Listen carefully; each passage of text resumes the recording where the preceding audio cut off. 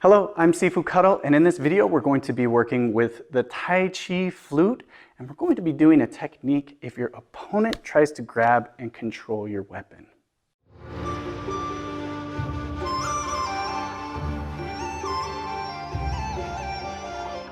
For this video, we're going to be focusing on a very simple technique. We're going to be turning the flute and pulling it to the side, and then we're going to be firing a heel kick. Now, as simple as that sounds, there's a lot going on. So first, we're going to focus on the Taiji principles and making sure that we have good foot position, good weight distribution, good hip rotation, and good upper body structure. After that, I'll mention how we can use this in a more practical sense, which will help both the Taiji side and the Taiji speed and the ideal and the details that we have, as well as being able to use this in a more practical sense. So we're going to take form to function as we think of our opponent trying to stop our flute by grabbing it. Now, either they're going to try to grab our arm or our flute or our weapon and try to isolate that because that's the biggest threat to them. And at some point in confrontation, that's what they want to do, is neutralize that so they can equalize the playing field. So as we're doing this, we're going to learn what to do if somebody tries to catch onto it and take it away from us.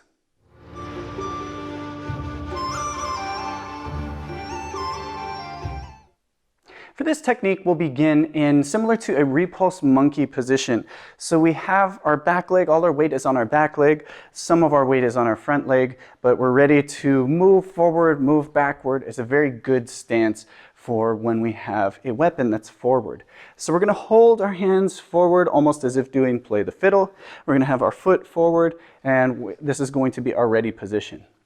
Now, I want you to think about if we were to use this in a real application, whether or not it's a flute or a stick or rolled up newspaper, any kind of weapon that you have, your opponent is going to want to stop that. So at some point, they're going to try to control your weapon hand or the weapon itself. And this is what we're going to focus on, is when our opponent tries to grab the weapon and control it. Now, we're going to consider this one as they've grabbed with a single hand. So try to have one hand out, and they may try to attack with the other hand, or they're just going to try to wrestle this out of our hand. So what we're going to do is grab the top end of the flute. We want to make sure we have a good amount of extension here. We want to have a good amount of leverage. If we grab the hands too close, there's not a lot of leverage between our hands. So we're going to grab, step out to the side, and then I'm just basically turning my hands over and twisting the flute over as I do this. Okay, nice and simple. So also, as we do this, we want to make sure that we set up a good bow stance. So I'm going to stop and move back to my balance position, turn the toes, grab, and then bring my hands out as if sliding open a door. Okay? Now, what this is doing is twisting the flute out of the opponent's hand and trying to get them to turn their body as well. This is why we're taking our step. We're really using our body weight to do this. Okay, so again, from our starting position, I'm going to check my balance position, turn, and then open here. Okay, so bringing my hands out to the side. My weight should be on my front leg, so now I'm ready to raise up and then heel kick forward. Okay, now if I'm doing that facing this way, nice and simple from here, I check my balance position, turn the toes, grab, bring the flute across, up, heel kick, back, and then I can step down from there. Okay, nice and simple as that. Again, from this position, balance position, step out, up, kick. Okay, one more time. So when we do this at full speed, or when we're moving, we're a Taiji typical flow, we're going to bring the flute back, step out, I finish as I shift, up, and kick. Now, this may seem like a very complicated setup in real time. Are you really going to have the time to step back, change the toes, then bring the flute out to the side? No. However, we're looking for the most optimal foot position for turning the hips, using the waist, body weight, all of that. It doesn't mean that we have to start right here.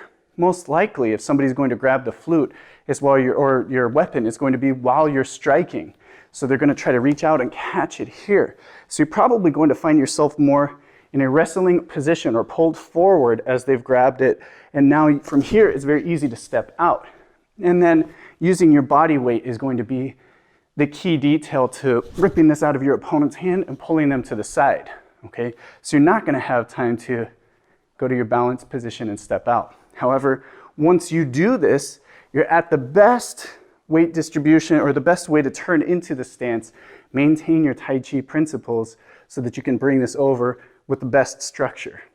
And of course, in a real speed, it would just be grab, kick, okay? Once you've freed this, then you can continue to attack. But it's not going to have a lot of opportunity to make all of these small adjustments for each technique as you do it. Okay, so there you have it. Now, again, I cannot stress this enough. There is a big difference at our Tai Chi ideal, our Tai Chi speed, where we're taking our time, focusing on making sure good foot pivoting, good stepping, weight distribution, all of that, completing the movement, as compared to when we use this in a practical sense. And I do suggest that you try both methods. Try to do the perfect, ideal Tai Chi version. Then do it in the fast, explosive version, thinking that somebody's grabbing onto it and you just have to rip it out of their hands and kick them back. And you'll have a better understanding of how to go back and practice your Tai Chi version to make your full speed version even better. Because in the end, if you're using Tai Chi as a martial art, the slow speed is to refine and hone your skills so that at full speed, you can actually use them. And that's one of those disconnections that we have. And I do suggest that even in your regular Tai Chi training, you try to take the time to do that, because this is a martial art. The heart of Tai Chi is a martial side, and being able to use this as a martial art will make your Tai Chi better. Even if you're looking at only using this for health aspects, it gets more of your body involved when you're actually doing the form. And when you do that, you just get better results. Okay, so that's all I'm going to say about that. I hope you enjoyed this video.